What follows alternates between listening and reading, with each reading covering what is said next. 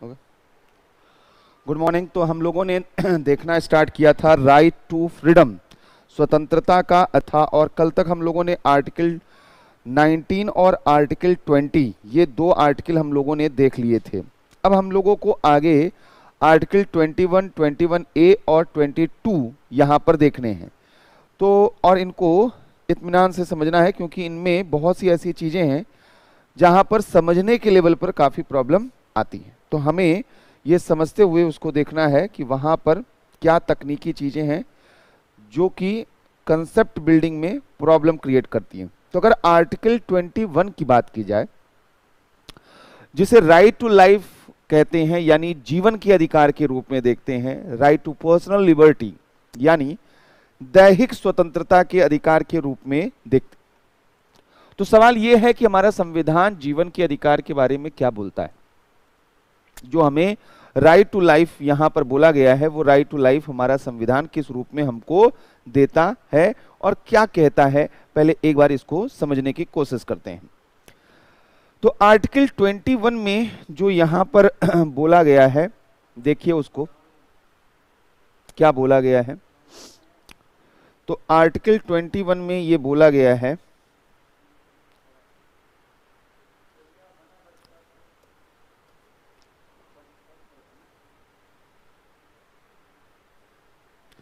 ठीक है। तो आर्टिकल 21 प्राण और दैहिक स्वतंत्रता का संरक्षण, ये इसका हेडिंग है। Right to life and personal liberties का यहां पर हेडिंग है। कहा गया है किसी व्यक्ति को उसके प्राण या दैहिक स्वतंत्रता से विधि द्वारा स्थापित प्रक्रिया के अनुसार ही वंचित किया जाएगा, अन्यथा नहीं किया जाएगा।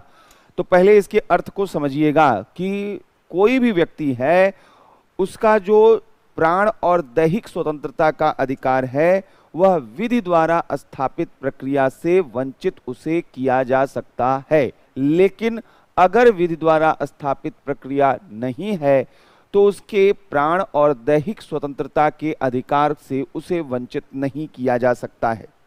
इसी को एक बार इंग्लिश में भी देख लेते हैं। आर्टिकल 21 कहता है, no person shall be deprived of his life और personal liberty except according to procedure established by law.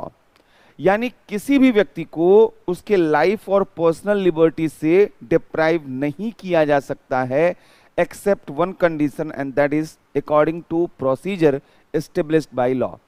यानी अगर कानून के द्वारा स्थापित कोई प्रक्रिया है, प्रोसीजर एस्टेब्लिश्ड बाय लॉ है, तो ऐसे कंडीशन में right to life and personal liberty deprive किया जा सकता है, अदरवाइज ऐसा नहीं किया जा सकता है। तो सवाल यह है कि ये जो वर्ड यहां पर यूज किए गए हैं, इनके मतलब क्या हैं और ऐसा क्यों बोला गया है। तो आर्टिकल 21 चलिए हम लोग एक बार एक्सप्लेन करते हैं। तो हमने कहा राइट आर्टिकल 21 में पहली चीज ही बोली गई है कि राइट टू लाइफ, यानी यहां पर जीवन के अधिकार के बारे में बोला गया है कि what is right to life, क्या है राइट टू लाइफ। तो जब हम कहते हैं राइट टू लाइफ, तो हम कहते हैं कि हमारा एग्जिस्टेंस, जो हमारा अस्तित्व है, वह हमारा सुरक्षित रहे। एक बहुत सामान्य सिंपल अगर मीनिंग निकाला जाए कि आपको जीने का अधिकार है। जीने का मतलब आपके अस्तित्व का अधिकार है, आपसे कोई आपका अस्तित्व नहीं छीन सकता है। दूसरा राइट टू पर्सनल लिबर्टी, और राइट टू पर्सनल लिबर्टी का मतलब क्या है कि ये जो बॉडी आपकी है, आप इसके सॉवरेन हैं, आप इसके क्या हैं, संप्रभु हैं। ये इस बॉडी पर कोई और कंट्रोल नहीं कर सकता है। यानी अगर आप जो है बैठे हुए हैं, तो आप कुछ खेलना कूदना चाहते हैं, नाचना चाहते हैं, गाना चाहते हैं, आप जो है कुछ भी करना चाहते हैं, इट्स योर ओन बॉडी, यह आपका अपना शरीर है, तो आप इसके थ्रू कुछ भी करना चाहे, यू आर टोटली फ्री। तो राइट टू पर्सनल लिबर्टी का मतलब है कि ये जो आपकी शरीर है, इस पर आपका नियंत्रण है, आपका अधिकार है, ये कोई आपका इंटरफेयर नहीं कर सकता है और इस अधिकार से कोई डिप्राइव नहीं कर सकता है। तो हमने कहा दो चीजें यहां पर हैं, एक तो राइट टू लाइफ और दूसरा है राइट टू पर्सनल लिबर्टी, यानी कि आपको व्यक्तिगत स्वतंत्रता का अधिकार है, आपका अपने शरीर पर नियंत्रण है, अपने शरीर पर मालिकाना हक है। लेकिन यहां पर आर्टिकल 21 कहता है कि आपको आपके प्राण और दैहिक स्वतंत्रता से वंचित किया जा सकता है विधि द्वारा स्थापित प्रक्रिया के, अन्यथा नहीं। तो तीसरा महत्वपूर्ण चीज यहां पर आता है कि आखिर ये प्रोसीजर एस्टेब्लिश्ड बाय लॉ क्या है। यहां पर जो प्रोसीजर एस्टेब्लिश्ड बाय लॉ की बात की जा रही है वो यहां पर क्या है, यानी विधि द्वारा स्थापित प्रक्रिया का मतलब यहां पर क्या निकल कर आता है। जब हम बात करते हैं विधि द्वारा स्थापित प्रक्रिया की, तो इसको समझिएगा क्या है। विधि द्वारा स्थापित प्रक्रिया यानी कानून के द्वारा स्थापित प्रक्रिया। और कानून कौन बनाता है? लेजिस्लेचर। यानी कि जो किसी लेजिस्लेचर के थ्रू, विधायिका के थ्रू लॉ जो बनाया गया है, कानून बनाया गया है, उस कानून में जो प्रोसीजर एस्टेब्लिश किया गया है कि ये प्रोसीजर फॉलो किया जाएगा, उसी को हम विधि द्वारा स्थापित प्रक्रिया कहते हैं। यानी संसद ने कोई कानून बनाया, आईपीसी, सीआरपीसी, शिक्षा का अधिकार, सूचना का अधिकार, संपत्ति का अधिकार कानून, कोई भी कानून बनाया तो उस कानून में एक प्रोसीजर, एक प्रक्रिया बताई गई होगी और कोई भी कार्यवाही उसी प्रक्रिया के तहत की जाएगी। तो यहां पर विधि द्वारा स्थापित प्रक्रिया यानी विधायिका द्वारा निर्मित विधि के अधीन निर्धारित प्रक्रिया। तो प्रोसीजर जो है वह under the law made by parliament और एनी लेजिस्लेचर। तो किसी विधायिका के द्वारा निर्मित विधि के अधीन जो प्रक्रिया है वो हम यहां पर विधि द्वारा स्थापित प्रक्रिया के रूप में देखते हैं। अब जो मूल सवाल यहां पे समझना है, right to life, right to personal liberty और प्रोसीजर एस्टेब्लिश्ड बाय लॉ, ये आपने समझ लिया। लेकिन मेन डिबेट कहां से स्टार्ट होता है पहले वो हम समझते हैं। असल में जो कि यहां पर शुरुआती दौर में राइट टू लाइफ का जो मतलब था वो नैरोअर मतलब था। इसको केवल सेल्फ प्रिजर्वेशन के रूप में देखा जाता था, राइट टू सेल्फ प्रिजर्वेशन, कि यानी आप जीवित बने रहें। आप क्या है, सेल्फ प्रिजर्वेशन जो है यानी आपका आत्म संरक्षण का अधिकार, अपने आप को बनाए रखने का अधिकार। तो केवल शुरुआती दौर में इसका मतलब ये होता था।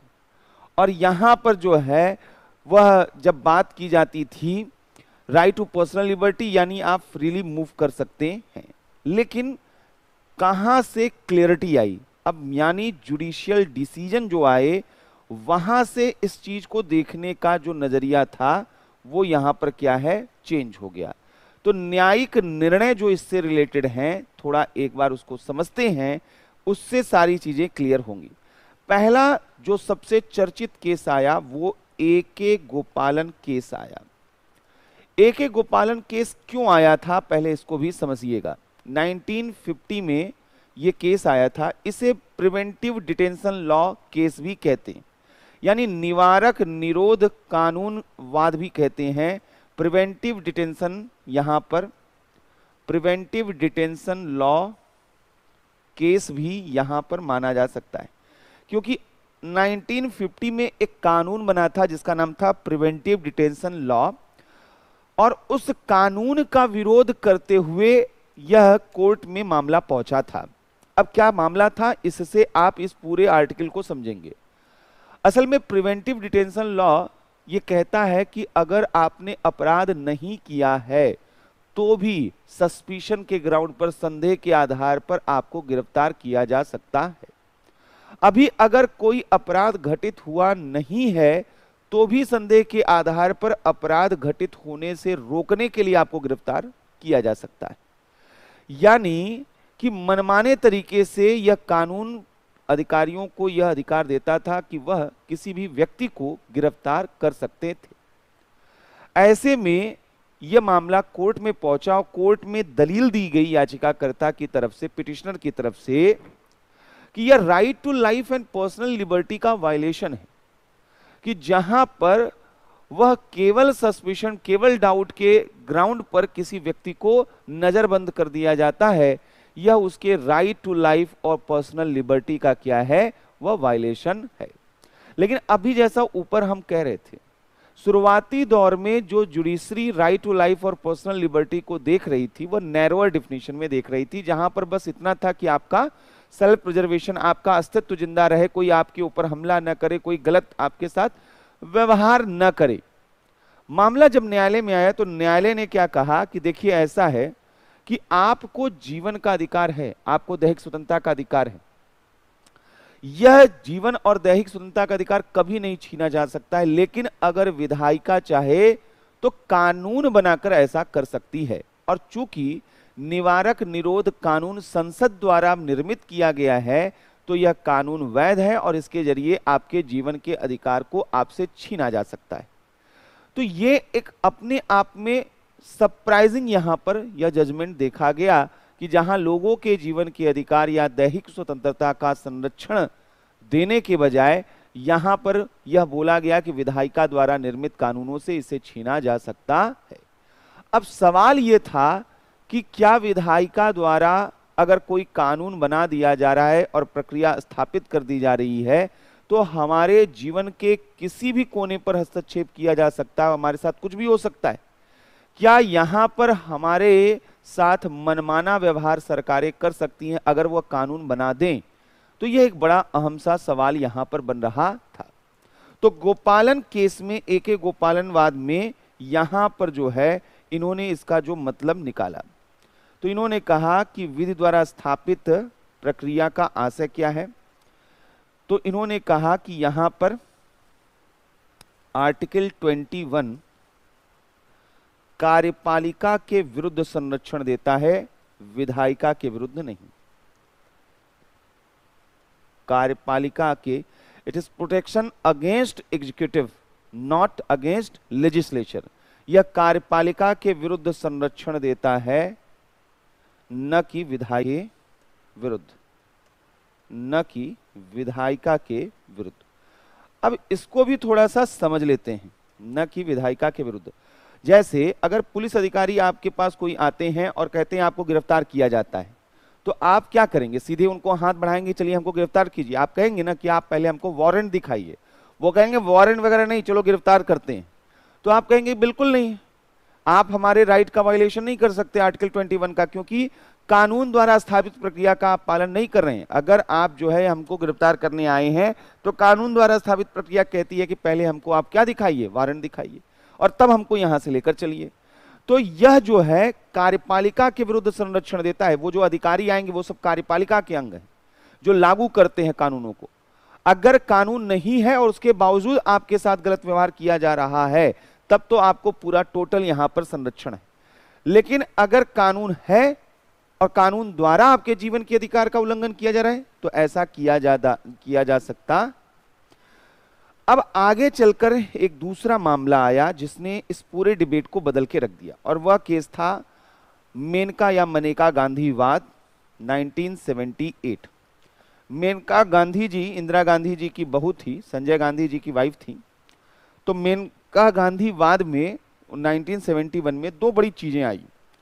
एक तो इन्होंने यहां पर जीवन के अधिकार का मतलब ही बदल दिया। जो अभी जीवन का अधिकार एके गोपालन केस तक केवल इतना था कि आपका जीवन सुरक्षित रहे, आत्मसंरक्षण बना रहे। अब यहां पर इन्होंने कहा कि जीवन का मतलब क्या है, व्हाट इज लाइफ। इन्होंने कहा कि इसके दो पक्ष हैं।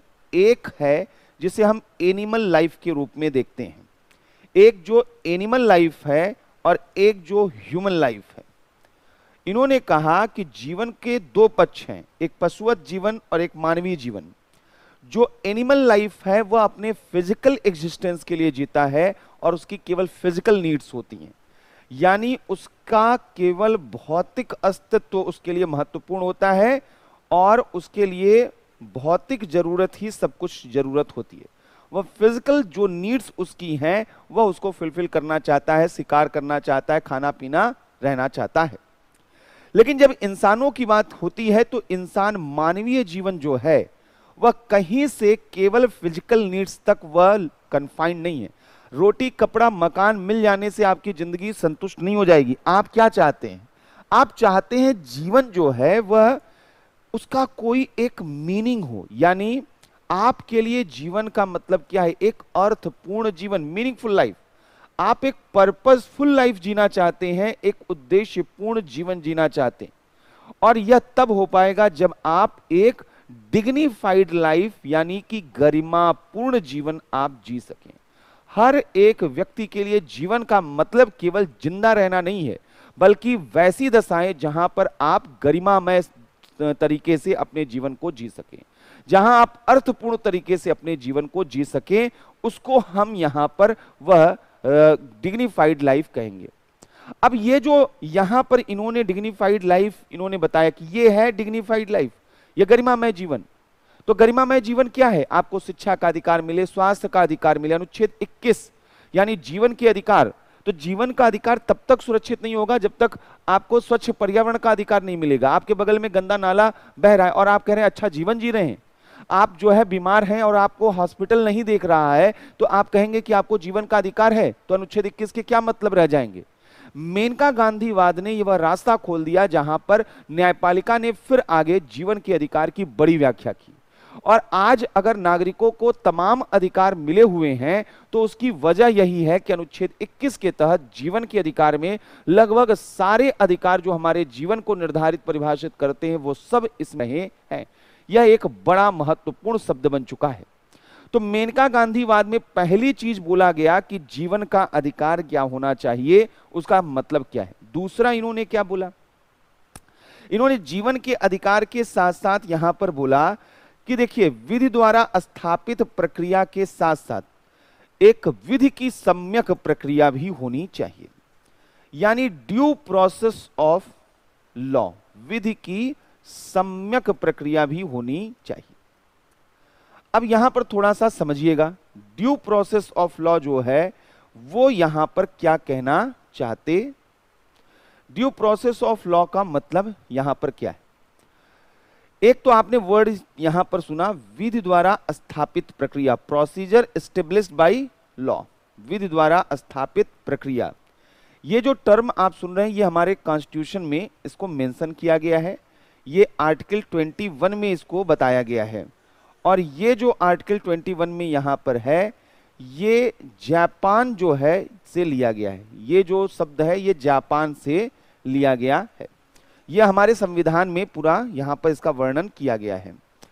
लेकिन यहां पर जब हम विधि द्वारा स्थापित प्रक्रिया की बात करते हैं तो केवल विधायिका द्वारा बना दी गई कानून और उसकी प्रक्रिया, विधायिका के द्वारा जो कानून बनाया गया या स्थापित किया गया है हम उसको विधि द्वारा स्थापित प्रक्रिया के तहत देखते हैं। लेकिन जब हम बात करते हैं विधि की सम्यक प्रक्रिया की, ड्यू प्रोसेस ऑफ लॉ की, तो ड्यू प्रोसेस का मतलब, सम्यक का मतलब है उचित, सम्यक का मतलब क्या है? प्रॉपर। तो यहां सम्यक का मतलब उचित होता है, सही होने से होता है। जो चीज सही है, जो चीज उचित है उसे ड्यू प्रोसेस कहते हैं, उसे सम्यक प्रक्रिया कहते हैं। अब यहां ड्यू प्रोसेस का मतलब क्या है पहले एक बार और अच्छे से समझते हैं। कोई कानून बनाया गया और उस कानून बनाकर आपसे कहा गया कि आप इलाहाबाद से, लखनऊ से दिल्ली, कोई कानून बनाया गया और उस कानून बनाकर आपसे कहा गया कि आप इलाहाबाद से, लखनऊ से, दिल्ली से, कहीं से XYZ से आप बाहर नहीं जा सकते। तो आपके आने जाने पर और बिना किसी कारण के रोक लगा दी जाए, आपसे बोला जाए कि आप विदेश नहीं जा सकते हैं, आपसे बोला जाए कि आप सरकार का विरोध नहीं कर सकते हैं, तमाम तरीके के आपके कार्यों में वह रोक लगा दिया जाए, तो ऐसी स्थिति में क्या यह माना जाए कि विधि द्वारा स्थापित प्रक्रिया के द्वारा यह सब किया जा सकता है क्योंकि कानून बना है? अगर ऐसा हम गोपालन केस को नजीर मान लें तब तो कोई सरकार आए और ऐसे ऐसे कानून बनाकर हमारे जीवन के अधिकार को हमसे छीन ले और हम कुछ बोल भी ना पाए। क्यों? क्योंकि कानून द्वारा स्थापित प्रक्रिया है। न्यायपालिका ने कहा केवल कानून द्वारा स्थापित प्रक्रिया जरूरी नहीं है, कानून की सम्यक प्रक्रिया भी जरूरी है, यानी उचित प्रक्रिया भी होनी चाहिए। और यह न्यायपालिका का काम होगा देखना कि आपने जो प्रोसीजर बनाया है, एस्टेब्लिश्ड किया है, वह प्रोसीजर, एस्टेब्लिश्ड प्रोसीजर, वह ड्यू प्रोसीजर है या नहीं है, वह सही प्रक्रिया है या नहीं है, वह फेयर प्रक्रिया है या नहीं है, वह वहां रिजनेबल प्रोसेस है या नहीं है, वह अनडिस्क्रिमिनेटरी प्रोसेस है या नहीं है, निष्पक्ष होना चाहिए, तार्किक होना चाहिए, भेदभाव रहित होना चाहिए, ये न्यायपालिका देखेगी। तो न्यायपालिका द्वारा इसको लाया गया है थ्रू जुडिशरी। यह जो ड्यू प्रोसेस ऑफ लॉ है, ये हमारे कॉन्स्टिट्यूशन में कहीं इसका मेंशन नहीं है, संविधान में उल्लेख नहीं है, ये ध्यान रखना है।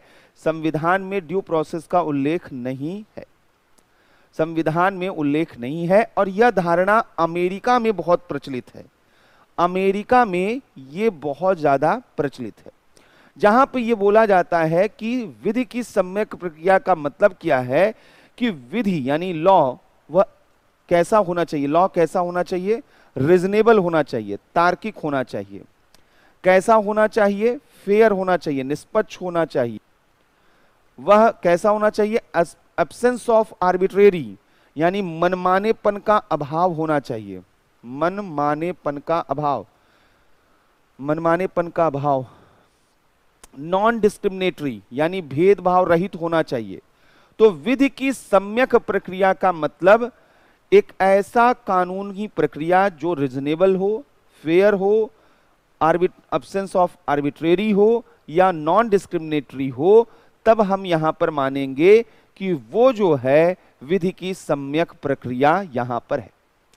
ऐसे में अब एक चीज क्लियर हो गया मेनका गांधी के बात के बाद कि आर्टिकल 21 जो है के तहत अब जो प्रोटेक्शन है वह किसके अगेंस्ट है, कार्यपालिका के अगेंस्ट तो है ही, यानी कार्यपालिका कानून द्वारा निर्धारित प्रक्रिया से ही काम करेगा जो एग्जीक्यूटिव होगा, लेकिन अब लेजिस्लेचर पर भी अंकुश लगा दिया गया है कि अगर कानून ऐसा बनाया जाता है जो अतार्किक हो, निष्पक्ष हो, अतार्किक हो, गैर निष्पक्ष हो, मनमानेपन पर आधारित हो, भेदभावपूर्ण हो, तो न्यायपालिका उसको अनुच्छेद 21 के तहत जीवन के अधिकार के उल्लंघन का आधार बनाती हुई निरस्त कर सकती है। तो अनुच्छेद 21 वह विधायिका और कार्यपालिका दोनों के खिलाफ अधिकार मिला हुआ है। अब एक और यहां पर महत्वपूर्ण चीज समझ लेते हैं। आर्टिकल 21 का इंटरप्रिटेशन करते हुए मेनका गांधी केस में बोला गया कि जीवन के अधिकार का मतलब गरिमामय जीवन से है, यानी डिग्निफाइड लाइफ से है।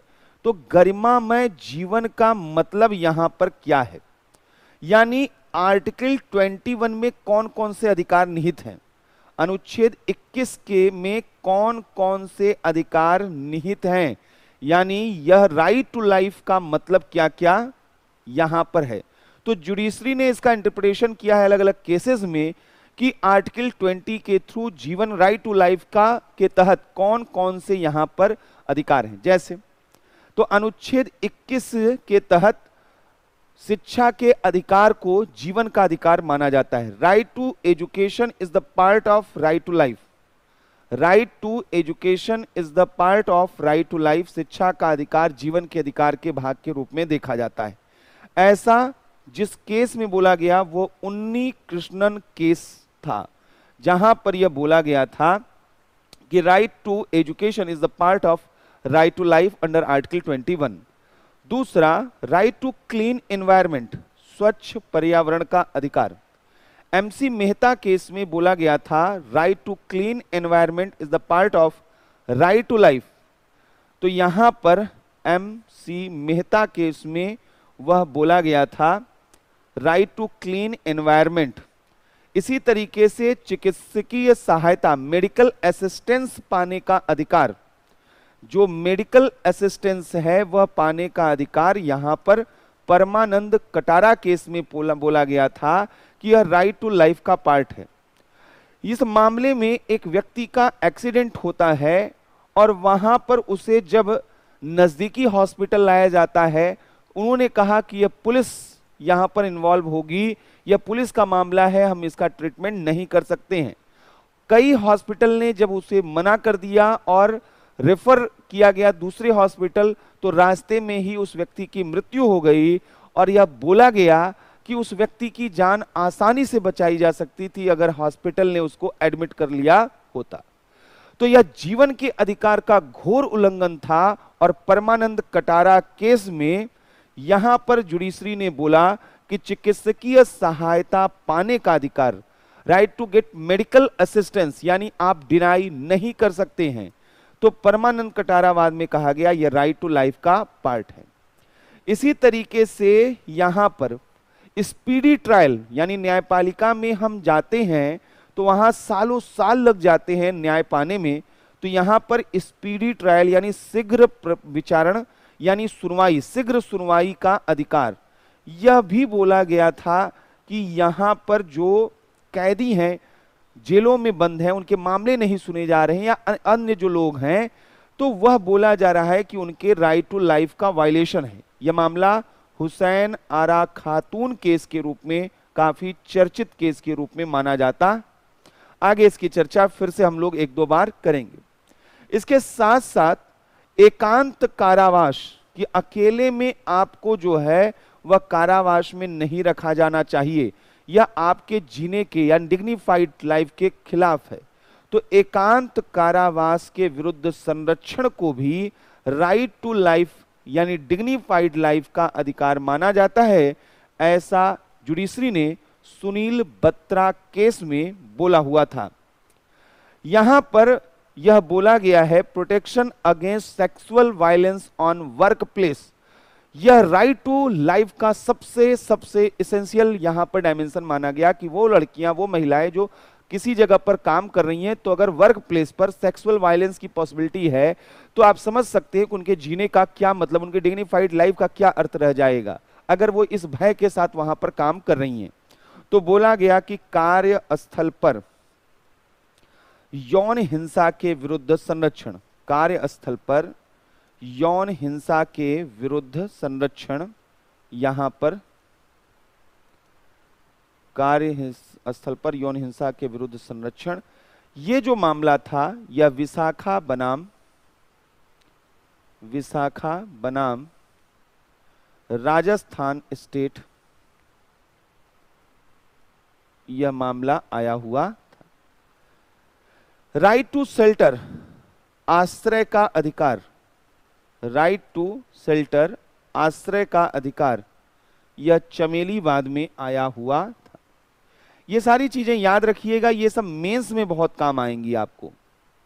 राइट टू गेट कंपनसेशन, क्षतिपूर्ति का अधिकार, कि आपके साथ सरकार ने, किसी ने कुछ गलत किया है तो कंपनसेशन मिलना चाहिए क्योंकि आपकी डिग्निफाइड लाइफ प्रभावित हुई है। रूबल शाह केस में ऐसा बोला गया था, रूबल शाह केस में ऐसा बोला गया था। ट्रांसजेंडर के आइडेंटिटी का अधिकार, ट्रांसजेंडर के पहचान का अधिकार, ट्रांसजेंडर के पहचान का जो अधिकार है ये नालसा केस में बोला गया था, नालसावाद में यहां पर बोला गया, नालसा केस में बोला गया। राइट टू प्राइवेसी, निजता का अधिकार, राइट टू प्राइवेसी, निजता का अधिकार, के पुट्टा स्वामी केस, के पुट्टा स्वामी केस यहां पर राइट टू प्राइवेसी के रूप में इसमें दिया गया। गरिमामय परिस्थिति में मरने का अधिकार, यानी डिग्निफाइड जो है सर्कमस्टेंसेस में डेथ हो, यह भी राइट टू लाइफ से जुड़ा हुआ है।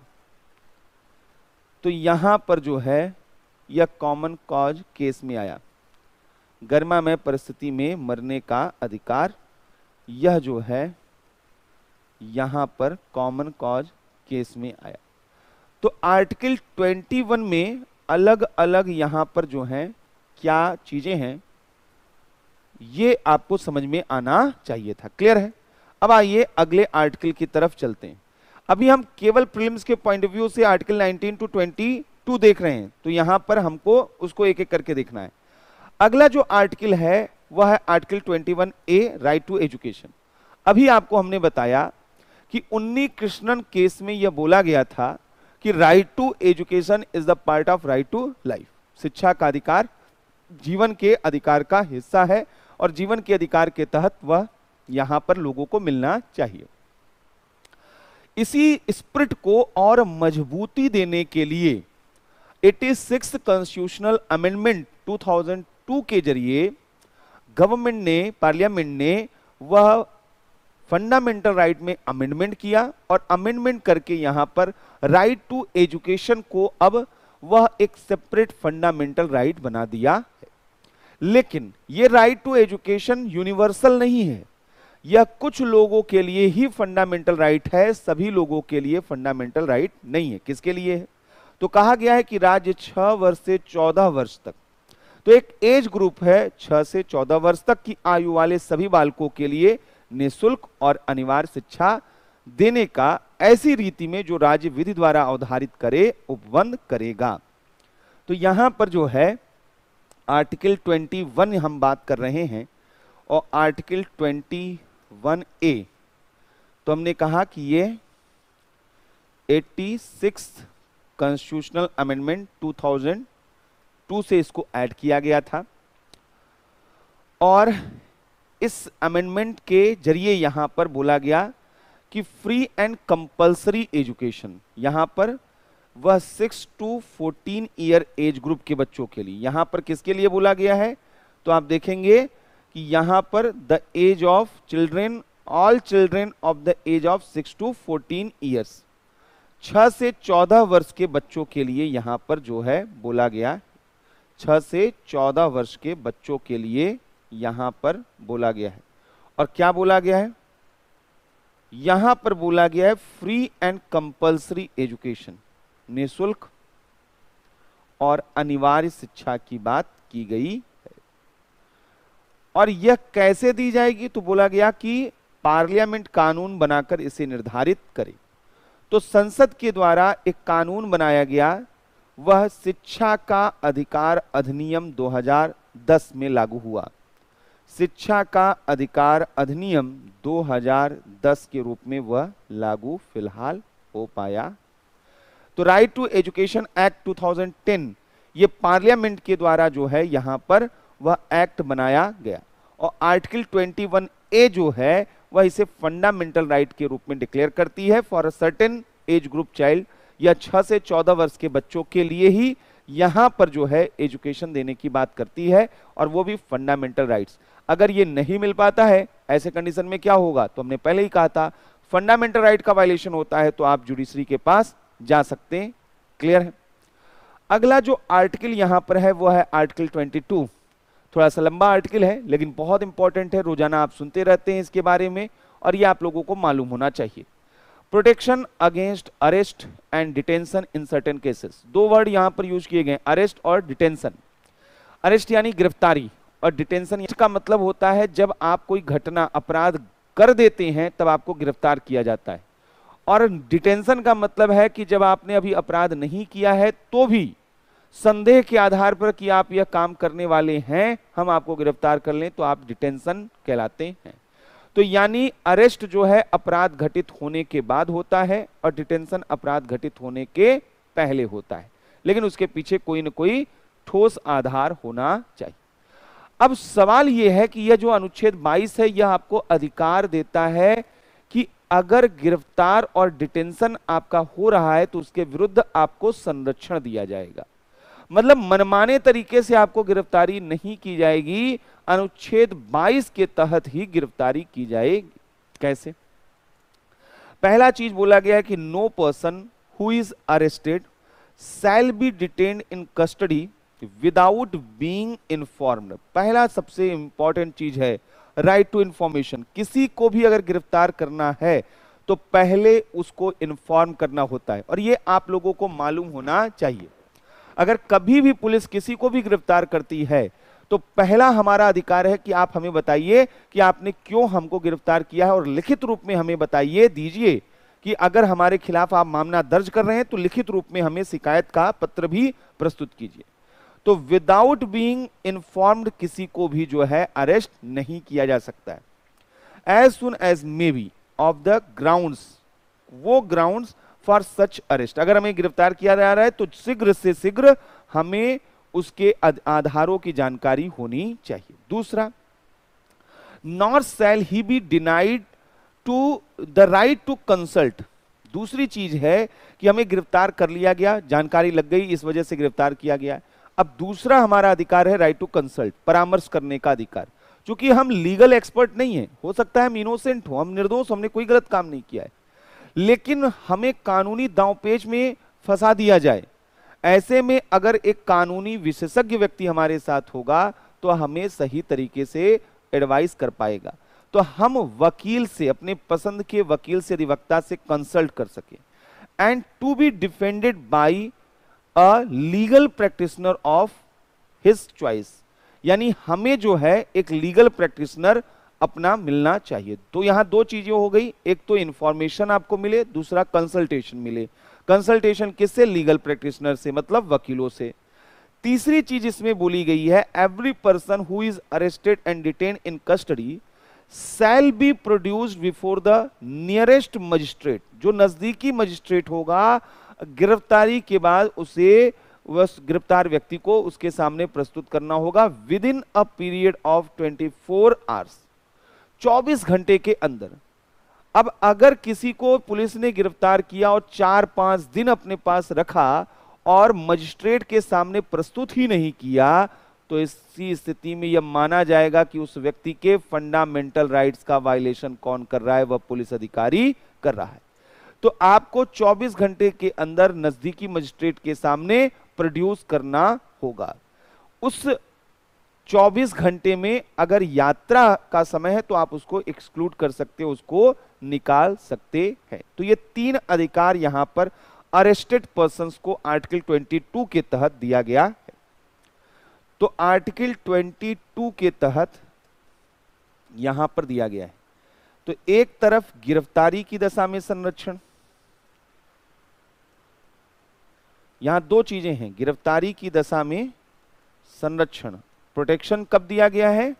In case of arrestation, in case of arrestation गिरफ्तारी की, और इन केस ऑफ डिटेंशन यानी निवारक निरोध जिसे हम कहते हैं, निवारक निरोध, प्रिवेंटिव डिटेंशन से, प्रिवेंटिव डिटेंशन से आपको प्रोटेक्शन, ये दोनों चीजें आर्टिकल 22 में की गई है। गिरफ्तारी की दशा में 3 संरक्षण दिए गए, राइट टू नो, कारण जानने का अधिकार, राइट टू नो, कारण जानने का अधिकार। दूसरा राइट टू कंसल्ट, यानी अपनी रुचि के वकील से परामर्श का अधिकार, अपनी रुचि के वकील से परामर्श का अधिकार। और तीसरा राइट टू हियरिंग, या जो उसकी सुनवाई का अधिकार है, न्यायालय में सुनवाई का अधिकार, न्यायालय में सुनवाई का अधिकार। ये 3 अधिकार हैं। और न्यायालय में सुनवाई का अधिकार का मतलब क्या है? 24 घंटे के भीतर, विद इन 24 आवर्स, 24 घंटे की अवधि के भीतर नजदीकी मजिस्ट्रेट के सामने, नियरेस्ट मजिस्ट्रेट के सामने प्रोड्यूस करना, नजदीकी मजिस्ट्रेट के सामने प्रस्तुत करना।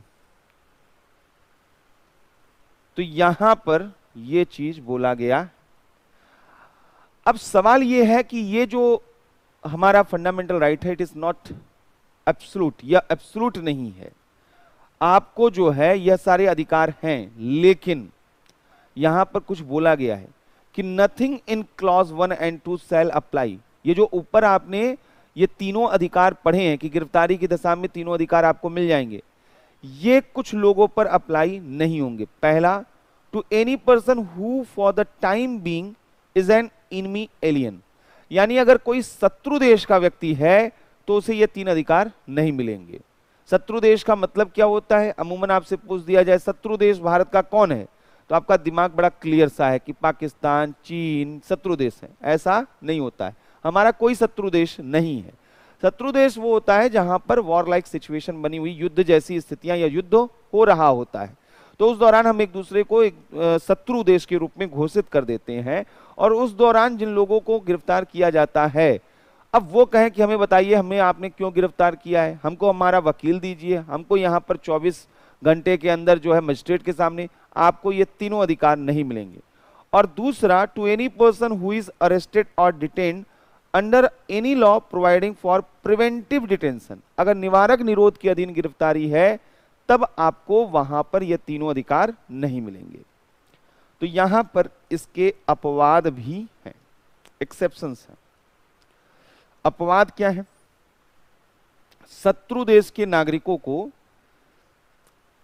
शत्रु देश के नागरिक को वह यह तीनों अधिकार उपलब्ध नहीं होते हैं और निवारक निरोध विधि के अधीन, प्रिवेंटिव डिटेंशन लॉ के अधीन जो है, विधि के अधीन जो अरेस्टेशन या डिटेंशन होता है, निरुद्धि होती है, वहां पर भी जो है ऐसा नहीं होता।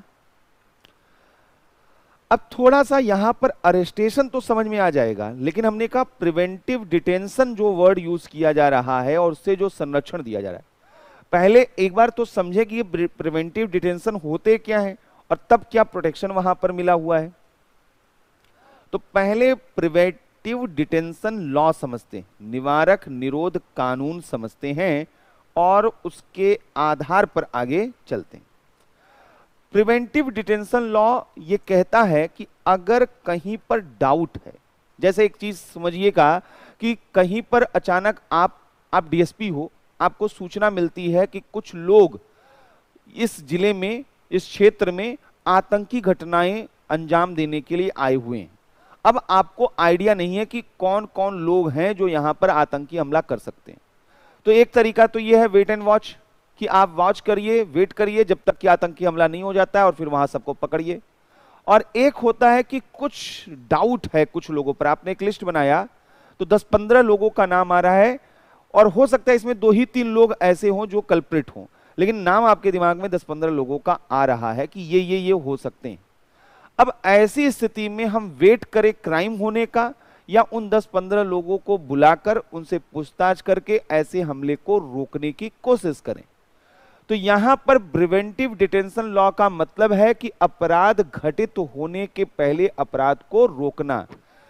प्रिवेंटिव यानी यहां पर क्या है? निवारक, प्रिवेंट करना, रोकना, डिटेंशन। तो यहां पर बोला गया है कि आपको डिटेन किस लिए किया जा रहा है? प्रिवेंट करने के लिए। क्या प्रिवेंट? अपराध। तो यहां संदेह के आधार पर गिरफ्तारी हो सकती है, निरुद्धि होती है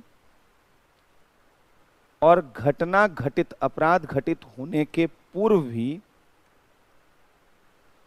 क्राइम जो है उसका ऑकरेंस हो उसके पहले ही,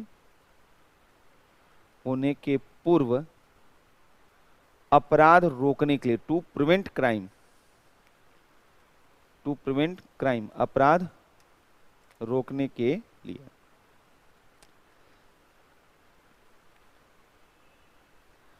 अब पहले तो यहां पर कुछ बेसिक चीजें समझते हैं। ये जो हमारे यहां पर लाया गया, जब कॉन्स्टिट्यूशन में प्रिवेंटिव डिटेंशन लॉ, बड़ा डिबेट हुआ। मैक्सिमम लोगों का यह मानना था कि ये बहुत बुरा कानून साबित होने वाला है, क्योंकि जब आप संदेह के आधार पर किसी को भी गिरफ्तार कर सकते हैं तो हम कोई भी मुद्दा उठा दें, हमारा 10 लोगों को से हमारा जो है वहां पर संघर्ष चल रहा है, हमें उनसे बदला लेना है, मैं अधिकारी हूं, तो मैं उन 10 लोगों को बोल दूंगा कि यहां पर ये हमला होने वाला है, ये अपराध होने वाला है और 10 लोगों को गिरफ्तार कर लूं, जबकि उन्होंने कोई अपराध किया ही नहीं है संदेह के आधार पर। तो इसका दुरुपयोग बहुत ज्यादा हो सकता है। इसका दुरुपयोग अंग्रेजों ने अपने शासनकाल में बहुत किया। 1918 में जब हमने रॉलेट एक्ट का विरोध किया था तो वह एक्ट कुछ ऐसा ही था, जिसमें बोला गया था बिना वकील, बिना अपील, बिना दलील। ये निवारक निरोध कानून भी कुछ वैसे ही होते हैं, न कोई यहां पर अपील करना, न कोई दलील करना, न कोई यहां पर वकील करना, यहां पर आपको संदेह के आधार पर उठाकर जेल में रख दिया जाएगा। तो सवाल यह है, जिस काले कानून को लेकर हमने आजादी की लड़ाई में सबसे बड़ा आंदोलन, असहयोग आंदोलन चलाया था, आजादी के बाद हमने उसी तरीके के काले कानून को अपने संविधान में जगह कैसे दे दी? तो उसकी वजह क्या है? असल में भारतीय संविधान में, इंडियन कॉन्स्टिट्यूशन में इसे एक नेसेसरी एविल के रूप में देखा जाता है, एक आवश्यक बुराई के रूप में प्रिवेंटिव डिटेंशन लॉ को देखा जाता है। Necessary evil, as a necessary evil के रूप में इसको दिखा जाता है। और नेसेसरी एविल क्यों माना जाता है? एविल इसलिए माना जाता है, बुराई इसलिए माना जाता है, it is against individual freedom, आपकी स्वतंत्रता के खिलाफ है। संदेह के आधार पर आपको उठा लिया गया, आपके साथ कुछ भी कर दिया गया, तो यह व्यक्तिगत स्वतंत्रता के विरुद्ध है, इसमें कहीं कोई डाउट नहीं है। यह व्यक्तिगत स्वतंत्रता के, इंडिविजुअल या पर्सनल फ्रीडम के विरुद्ध है, इसलिए एक एविल के रूप में दिखाई देता है। लेकिन ये नेसेसरी है, और नेसेसरी इसलिए है कि ऐसे कानून नहीं होंगे तो देश के खिलाफ आजादी के बाद से ही षड्यंत्र किए जा रहे थे, अलगाववादी ताकतें देश को तोड़ने में लगी हुई थी, और अगर ऐसे कानून न होते तो भारत सरकार अपने को इन बाहरी खतरों से, इन षड्यंत्रों से, इन गुटबाजियों से शायद ही बचा पाती। इसलिए आवश्यक है unity and integrity of nation के लिए, राष्ट्र की एकता और अखंडता के लिए आवश्यक है, लेकिन चूंकि व्यक्तिगत स्वतंत्रता का विरोध होता है इसलिए एक बुराई भी है। तो इसलिए इसे नेसेसरी एविल कहते हैं कि यह राष्ट्र की एकता और अखंडता के लिए आवश्यक है, और यहां पर व्यक्तिगत स्वतंत्रता के लिए यह व्यक्तिगत स्वतंत्रता के विरुद्ध। अब अगर भारत में जब प्रिवेंटिव डिटेंशन लॉ बनने लगे तो 4 तरीके के डिटेंशन लॉ यहां पर मेनली देखे जाते हैं। भारत में प्रिवेंटिव डिटेंशन लॉ की श्रेणियां क्या हैं, इनकी कैटेगराइजेशन की अगर हम बात करें तो 4 यहां पर आधार पर कानून बनते हैं। पहला, यह सिक्योरिटी ऑफ स्टेट, राज्य की सुरक्षा के आधार पर, यानी राज्य की सुरक्षा जरूरी है और इसलिए संदेह के आधार पर गिरफ्तारी क्या है, हो सकती है। पब्लिक ऑर्डर, जैसे हमें पता चला दंगा होने वाला है, आप सुनते होंगे कि चुनाव के पहले कई लोगों को तड़ीपार कर दिया जाता है, जिनका इतिहास ठीक नहीं रहता है कि उन्होंने पहले कभी कोई गलती की हो, तो बोल दिया जाता है कि आप यहां से बाहर चले जाइए। अब आप बताइए कि उन्होंने कोई अपराध, तो उन्होंने बहुत पहले कोई अपराध किया था, उसकी सजा भी उनको मिल गई है, लेकिन जब कोई संवेदनशील मामला आता है उन्हें कहा जाता है कि आप जिले से बाहर चले जाइए। क्यों चले जाइए भाई, अब तो हमने कोई अपराध नहीं किया है। तो वहां पर डर ये रहता है कि अपराध अभी तो नहीं किया है लेकिन अभी कर सकता है। तो ऐसी स्थिति में कानून आदेश देता है कि आप यहां से जाओ। तो यहां पर लोक व्यवस्था, सार्वजनिक शांति व्यवस्था, लोक व्यवस्था के आधार पर पब्लिक ऑर्डर, ये कानून बनाए जा सकते हैं। और जो supply of essential goods and services होता है वो फ्रीली विदाउट एनी रिस्ट्रिक्शंस या ऑब्स्ट्रक्शंस जो है वो वहां पर सप्लाई होता रहे। अब जैसे पूरे कोविड के दौरान वह देखा गया कि यहां पर लोगों ने बहुत ब्लैक मार्केटिंग वगैरह की, तो ऐसे में जो प्रिवेंटिव डिटेंशन लॉ है उनकी भूमिका बढ़ जाती है कि अगर कोई भी ब्लैक मार्केटिंग कर रहा है तो संदेह के आधार पर गिरफ्तार किया जा सकता। तो यहां पर तीसरा, फॉर कम्युनिटी, समुदाय के लिए, समुदाय के लिए आवश्यक वस्तु तथा सेवा को बनाए रखना, बनाए रखना, टू मेंटेन सप्लाई ऑफ, सेवा की आपूर्ति बनाए रखना, की आपूर्ति बनाए रखना, इसके लिए भी क्या है, लॉ बनाए जाते हैं। और अंतिम में foreign affairs and sovereignty of India, ये वो मामले हैं जिनके ग्राउंड पर लॉ, प्रिवेंटिव डिटेंशन लॉ बनाए जा सकते हैं। भारत की संप्रभुता, और अगर हम देखें तो ऐसे कई लॉ हमारे यहां बनाए गए, जैसे आजादी के बाद से ही 1950 में जो पीडीए बनाया गया, प्रिवेंटिव डिटेंशन एक्ट 1950, पहला कानून बनाया गया यहां पर निवारक निरोध कानून, प्रिवेंटिव डिटेंशन एक्ट 1950। तो ये जो है शुरुआती दौर में बनाया गया, ये कानून चलता रहा 1971 तक। 1971 में maintenance of internal security, maintenance and regulation of internal security act, जिसे मीसा कहा जाता है, तो यहां पर आंतरिक सुरक्षा व्यवस्था विनियम यानी मीसा, MISA 1971, ये चलता रहा। आगे चलकर 1980 में नेशनल सिक्योरिटी एक्ट लाया गया, जिसे राष्ट्रीय सुरक्षा कानून भी आप कहते हैं, NSA, राष्ट्रीय सुरक्षा कानून कहते हैं, नेशनल सिक्योरिटी एक्ट 1980। इसी को आप लोग चर्चित रूप में रासुका बोलते हैं। यह क्या है? रासुका। ये सब प्रिवेंटिव डिटेंशन लॉ हैं। फिर 1985 में टाडा एक्ट लाया गया, ये सब प्रिवेंटिव डिटेंशन लॉ हैं। 1985 पोटा एक्ट, पोटा अधिनियम 2002, ये सब प्रिवेंटिव डिटेंशन लॉ है। अब सवाल ये है कि प्रिवेंटिव डिटेंशन लॉ से अपने को प्रोटेक्ट कैसे किया जा सकता, निवारक निरोध से संरक्षण के क्या उपाय, निवारक निरोध से, प्रिवेंटिव डिटेंशन से जो प्रोटेक्शन हो सकता है, संरक्षण हो सकता है, ये क्या यहां पर दिया गया है। तो देखिए यहां पर हमारे कॉन्स्टिट्यूशन में प्रिवेंटिव डिटेंशन लॉ के संबंध में कुछ चीजें बोली गई है। No law providing for preventive detention shall authorize the detention of a person for a longer period than 3 months। यानी अगर किसी को निवारक निरोध के अंतर्गत निरुद्ध किया जाता है कानून के तहत, तो अधिक से अधिक उसे केवल 3 माह तक डिटेन किया जा सकता है, इससे ज्यादा नहीं।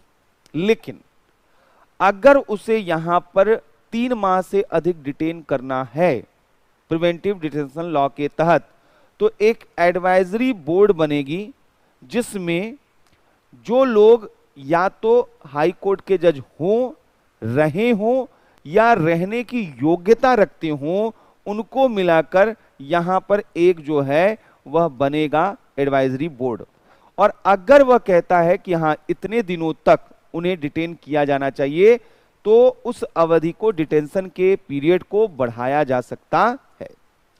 दूसरा बोला गया है यहां पर कि अगर कोई ऐसा व्यक्ति डिटेन किया जाता है, when any person is detained in pursuance of an order made under any law providing for preventive detention, the authority making the order shall as soon as may be communicate to such person the grounds on which the order has been made and shall afford him the earliest opportunity of making a representation against the order.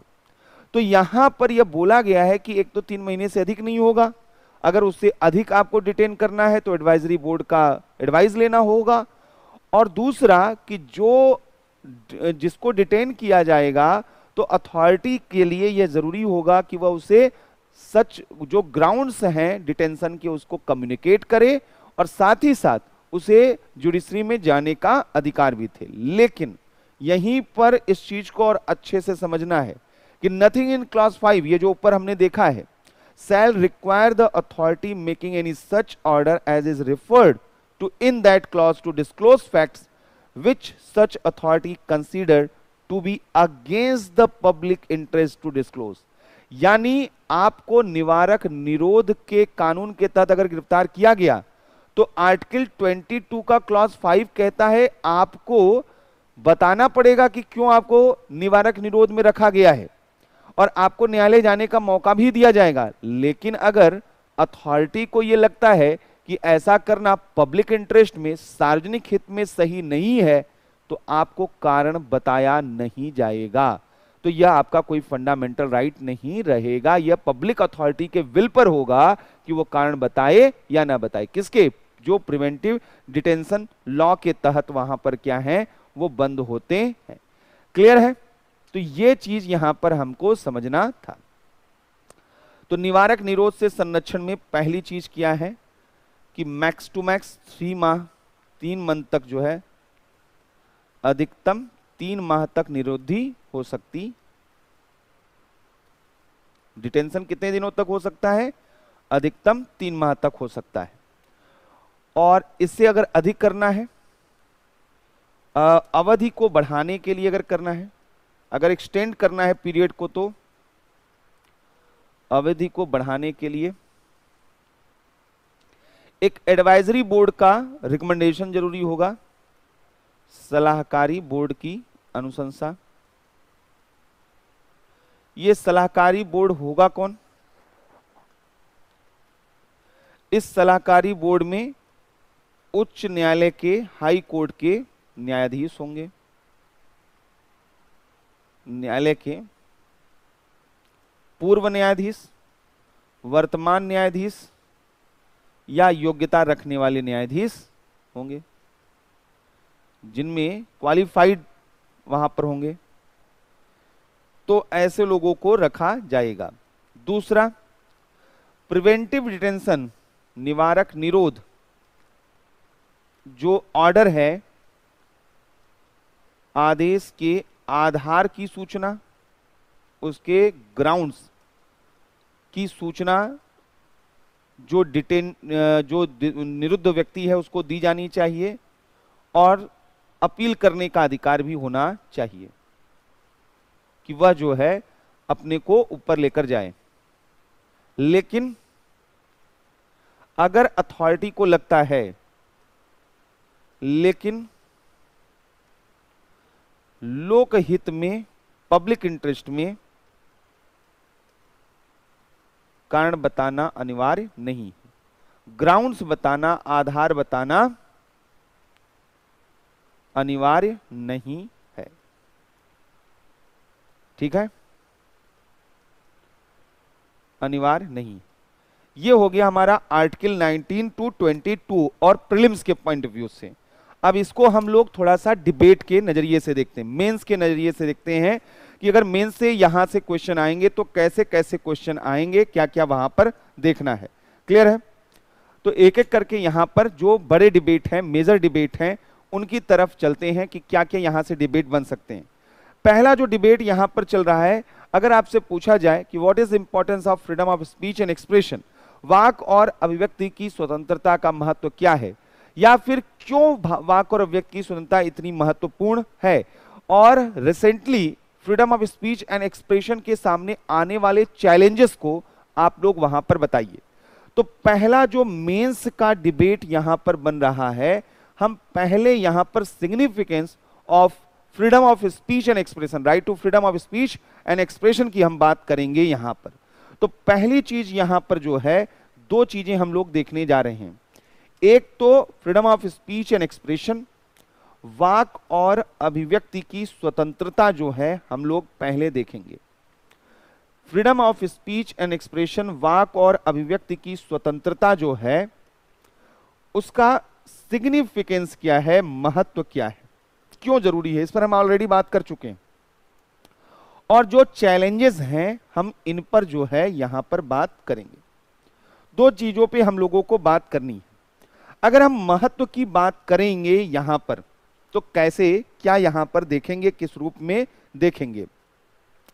तो यहां पर जो है सबसे जरूरी चीज हमने last class में भी बताई हुई थी कि freedom of speech and expression जो है वह आज के समय में सबसे जरूरी बन चुका है। और क्यों बन चुका है? क्योंकि आज हम एक इन्फॉर्म्ड इरा में रह रहे हैं, सूचना समाज में रह रहे हैं, इन्फॉर्म्ड सोसाइटी में रह रहे हैं, जहां पे सूचनाओं के आधार पर हम किसी चीज के बारे में राय बनाते हैं, नजरिया बनाते हैं, हम अपना विचार भी बनाते हैं, तो इन्हीं आसपास की सूचनाओं के आधार पर। तो ऐसे में अगर सूचनाएं ठीक रहेंगी तो हम विचार अभिव्यक्ति भी अच्छा करेंगे, लेकिन अगर सूचनाएं गलत होंगी तो इसका गलत प्रभाव भी होगा। तो यानी आज के इन्फॉर्म्ड इंफॉर्मेशन बेस्ड, सूचना आधारित समाज में, आज के सूचना आधारित समाज में डेमोक्रेसी की सफलता के लिए यह महत्वपूर्ण है। लोकतंत्र की सफलता के लिए essential condition for the success of democracy, ये सबसे जरूरी है freedom of speech and expression.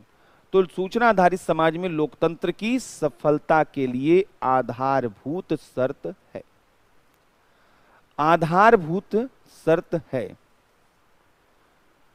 सफलता के, लोकतंत्र की सफलता के लिए आधारभूत शर्त है। और आधारभूत शर्त है क्यों? तो हमने कहा क्योंकि लास्ट क्लास में भी हमने बताया था एक्टिव सिटीजन, इससे भारत में सक्रिय नागरिक आएंगे। एक्टिव सिटीजन का मतलब फिर से समझिएगा, एक्टिव सिटीजन का मतलब है कि जहां पर सिविक वर्चू हो, जहां नागरिक सद्गुण हो, सिविक वर्चू हो, हम सही और गलत की पहचान जानते हो। हमारे यहां लंबे समय तक इतिहास रहा है कि हमारे जो सिटीजन हैं उनको मालूम भी नहीं था कि उनके अधिकार क्या है। अभी आप लोग फंडामेंटल राइट पढ़ रहे हैं, इसके पहले आप में से अधिकांश लोगों को फंडामेंटल राइट ही नहीं मालूम था। अधिकार कागजों पर लिख देने से लोगों को नहीं मिल जाते हैं, उनके लिए एक अच्छी खासी लड़ाई लड़नी पड़ती है। उनके लिए वह अनुशासन, नागरिक अनुशासन, सिविल डिसिप्लिन अपने अंदर लाना पड़ता है। हम अगर इनोवेटिव नहीं होंगे, अगर हम वोकल नहीं होंगे तो हमें अधिकार नहीं मिलेंगे। लोकतंत्र दो तरफा संबंध होता है, अकेले सरकार नहीं होती लोकतंत्र में। आज आप व्यवस्था से बाहर हैं, आपके लिए व्यवस्था की आलोचना करना आसान है, आपके लिए भ्रष्ट अधिकारियों की आलोचना करना आसान है, आपके लिए सिस्टम की व्यवस्था आलोचना करना आसान है। कल को आप ही लोग जब व्यवस्था के अंग बनते हैं और आप भी व्यवस्था जैसा ही व्यवहार करना शुरू कर देते हैं, तो फिर बाहर बैठा हुआ कोई व्यक्ति आपसे सवाल करेगा कि व्यवस्था तो ऐसे ही चलती। इसलिए यह जरूरी हो जाता है कि अगर मुखर नागरिक हो, सक्रिय नागरिक हो, तो वह सरकारों से उचित सवाल भी करते हैं और अपनी भूमिका भी सही तरीके से निभाते हैं। तो freedom of speech and expression वो जरूरी है फॉर एक्टिव सिटीजन, वह जरूरी है उनके अंदर नागरिक सद्गुण के विकास के लिए। यह जरूरी है वोकल असर्टिव जो है वह सिटीजन के लिए, मुखर नागरिक के लिए। यह जरूरी है उनके कैपेसिटी इनहैंसमेंट के लिए, क्षमता विकास के लिए। अगर freedom of speech and expression नहीं होगा तो कैपेसिटी इनहैंसमेंट उनका क्या होगा? नहीं होगा। तो क्षमता विकास के लिए यह जरूरी है उनके अंदर इनोवेटिव आइडियाज लाने के लिए, नवाचारी विचार जो है उनके अंदर आ सके, इसलिए यह बहुत जरूरी है। तो एक्टिव सिटीजन के लिए क्या है यहां पर जरूरी है? यह जरूरी है यहां पर एक बेहतर नागरिक समाज के लिए, यहां पर जो है वह बेहतर नागरिक समाज के लिए, फॉर बेटर सिविल सोसाइटी, बेहतर नागरिक समाज के लिए। क्योंकि अगर freedom of speech and expression नहीं होगा तो डिबेट कल्चर वहां पर नहीं बनेगा। ये फ्रीडम ऑफ स्पीच एंड ये डिबेट स्पीच एंड एक्सप्रेशन है जो वहां पर बेटर डिबेट एंड डिस्कोर्स शुरू करता है, यानी स्वस्थ चर्चा और परिचर्चा वहां पर शुरू होती है। यहां पर चर्चा परिचर्चा डिबेट डिस्कशंस होते हैं, वहां पर डिबेटिंग कल्चर डेवलप होता है। इसको हम बोलते हैं संवाद की संस्कृति। यह डायलॉग कल्चर वहां पर डेवलप होता है उन सोसाइटी में जहां पर freedom of speech and expression होता है। इससे सोशल ट्रांसफॉर्मेशन आसान हो जाता है, इससे सामाजिक रूपांतरण और सोशल रिफॉर्म ये आसान हो जाता है। आप सोसाइटी में एक बदलाव ला सकते हैं। इसलिए यहां पर यह जरूरी है, यह जरूरी है रिस्पॉन्सिबल गवर्नमेंट के लिए, जवाबदेह सरकार के लिए। यह जरूरी है जीवंत लोकतंत्र, वाइब्रेंट डेमोक्रेसी को एस्टेब्लिश करने के लिए। यह जरूरी है यहां पर अपने नागरिकों द्वारा सरकार के अन्यायपूर्ण नीतियों का विरोध करने के। यह सरकार की अन्यायपूर्ण अनजस्ट जो पॉलिसीज हैं, अन्यायपूर्ण नीतियों का विरोध यहां पर freedom of speech and expression नहीं होगा तो कभी ऐसा नहीं हो पाएगा। यहां पर यह कभी ऐसा नहीं हो पाएगा। अपने अधिकारों की मांग, अपने राइट्स को डिमांड करना जो है यहां पर करना नागरिक भूल जाएंगे अगर freedom of speech and expression नहीं है। जैसे चाइना है, चाइना लोगों की आवाज दबा देता है, लोग वहां अधिकार नहीं मांग सकते। इंडिया में ऐसा नहीं है। हमको यह लगता है कि नहीं, यहां पर सरकारें बड़ी निरंकुश और आताताई हैं, ठीक है, लेकिन हमने कहा बहुत सी चीजें रिलेटिव होती हैं। अगर आप चाइना में होते तो आप शायद इतनी आवाज नहीं उठा पाते। हम अगर जिस देश में हैं, यहां पर आज की सरकार, इसके पहले की सरकार या इसके पहले की सरकार, सबकी आलोचना करना बड़ा आसान रहा है। लोगों ने बहुत गलत तरीके से भी आलोचना किया है। जो अभी वर्तमान मुख्य प्रधानमंत्री हैं उनके बारे में भी बहुत से अपशब्द बोले जाते हैं।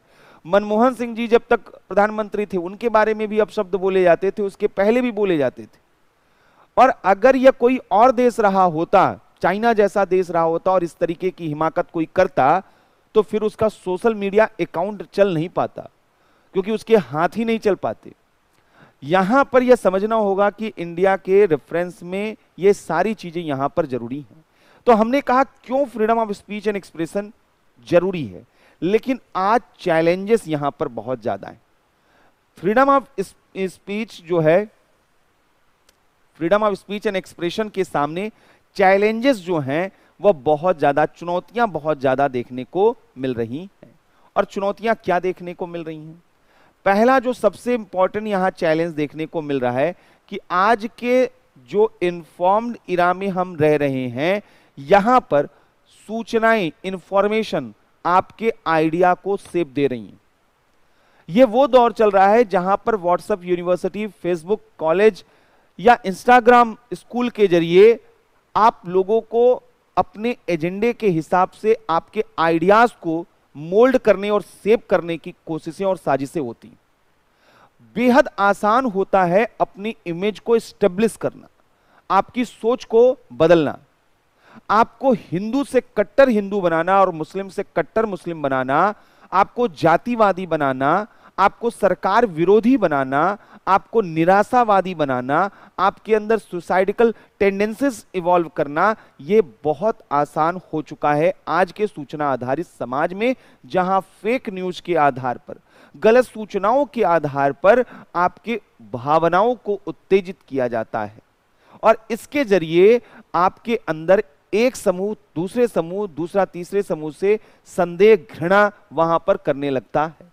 ऐसी स्थिति में वाक और अभिव्यक्ति की स्वतंत्रता सुरक्षित नहीं रह सकती है, क्योंकि वाक और अभिव्यक्ति की स्वतंत्रता तो तब होगी जब हम रियल तरीके से सही सूचनाओं के माध्यम से अपनी बातें रख पाएंगे। जब हम गलत तरीके से अपनी बातें रख रहे हैं तो ये freedom of speech and expression dilute हो जाता है। तो पहला प्रॉब्लम यहां पर जो देखा जा रहा है कि इंफॉर्मेशन मैनिपुलेशन जो दिखाई दे रहा है, तो सूचनाओं द्वारा, या इसको हम फॉल्स, यहां पर इसको बोलते हैं पोस्ट ट्रुथ एरा, फॉल्स जो है मिथ्या सूचना। पहला प्रॉब्लम क्या है? Fake news. सबसे बड़ा चैलेंज इस वक्त क्या बना हुआ है? Fake news. इस फेक न्यूज ने किया क्या है कि हमें पोस्ट ट्रुथ एरा में भेज दिया है, जहां सच जो है वह कहीं खत्म सा हो गया है, मृत हो चुका है। इस पोस्ट ट्रुथ एरा में यहां पर यह देखा जा रहा है, यह पोस्ट ट्रुथ युग देखा जा रहा है और इसमें सच को आप खोज ही नहीं सकते हैं। और इन फेक न्यूज के माध्यम से लोगों के विचारों में बदलाव लाया जा रहा है। वह लोगों के आइडियाज जो हैं बदले जा रहे हैं, विचारों में बदलाव लाया जा रहा है, भावनाओं को यहां पर जो है उत्तेजित किया जाता है। यहां पर जो है, यहां इमोशनल जो है वहां पर गेम होते, भावनात्मक जो है वह खेल यहां पर देखा जाता है। दूसरा और बड़ा प्रॉब्लम यहां पर क्या है? वहां पर देखा जा रहा है कि राज्य का बढ़ता नियंत्रण, स्टेट का कंट्रोल लगातार बढ़ रहा है। Freedom of speech and expression में बोला जा रहा है कि राज्य जो है वहां पर हस्तक्षेप कर रही है, राज्य भी और सिविल सोसाइटी। अब कोई अगर आप समाचार छापिए, वहां पर सरकार बोलेगी कि नहीं, ये यहां पर जातिगत भावनाओं को भड़का रही है, धार्मिक भावनाओं को भड़का रही हो, यह सरकार विरोधी है। कई पुस्तकें बैन हुई, कहा गया सरकार विरोधी किताबें हैं। अब अगर इस तरीके से कई फिल्में बैन हो रही हैं, कई जो है वहां पर इस तरीके के लिटरेचर बैन हो रहे हैं, तो यहां पर सरकार द्वारा जो बहुत से पत्रकारों की गिरफ्तारी की गई, अभी बहुत से पत्रकारों को नोटिस दिया गया, एनडीटीवी के पत्रकार, फिर द हिंदू के जो पत्रकार थे, द वायर के जो पत्रकार हैं, विनोद दुआ के खिलाफ अभी आपने सुना होगा एक पत्रकार है, वहां राजद्रोह का मामला चल गया। सवाल ये नहीं है कि ये सही और गलत है, सवाल इस चीज का भी नहीं है कि यहां पर इनको हम बिल्कुल सही माने या बिल्कुल गलत माने, ये काम हमारा नहीं है, ये काम तो जुडिशरी का है। हम प्रक्रिया की बात करते हैं कि क्या प्रोसीजर सही से फॉलो हो रहा है। अगर किसी के खिलाफ भी सरकार को एक्शन लेना है, एक के खिलाफ एक्शन लिया जा रहा है तो दूसरे के खिलाफ क्यों नहीं? एक ही मामले में वह सभी के खिलाफ एक जैसा व्यवहार होना चाहिए या अलग अलग व्यवहार होना चाहिए? तो ऐसी स्थिति में यह बहुत बड़ा आलोचना का विषय यहां पर बन जाता है। तो यहां पर सरकार द्वारा अनेक पत्रकारों की गिरफ्तारी देखी गई, जर्नलिस्ट जो हैं उन्हें अरेस्ट किया गया, पुस्तकों के प्रकाशन पर रोक लगाई गई,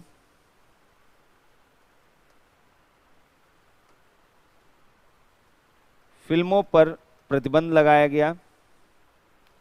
तो आप इससे समझ सकते हैं कि freedom of speech and expression के सामने स्टेट का जो बढ़ता हुआ इंटरफेरेंस है, जो कंट्रोल है, ये एक बड़े खतरे के रूप में देखा जा रहा है। स्टेट का कंट्रोल नहीं होना चाहिए। तीसरा, सोसाइटी में जो टॉलरेंस है वो जिस तरीके से डिक्लाइन किया है, यानी इसको बोलते हैं आइडियोलॉजिकल इनटॉलरेंस का सिचुएशन, वैचारिक असहिष्णुता। आज हमारी सोसाइटी में वह वैचारिक असहिष्णुता बढ़ रही है।